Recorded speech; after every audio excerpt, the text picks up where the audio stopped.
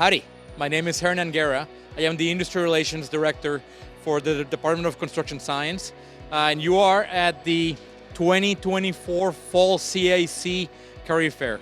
We have 275 of our CIAC members here today, recruiting about 800 to 900 of our students.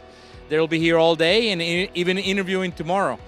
Some of the companies that are here today, they come from all over the country, as far away from Oregon, New York State, and all over Texas, of course.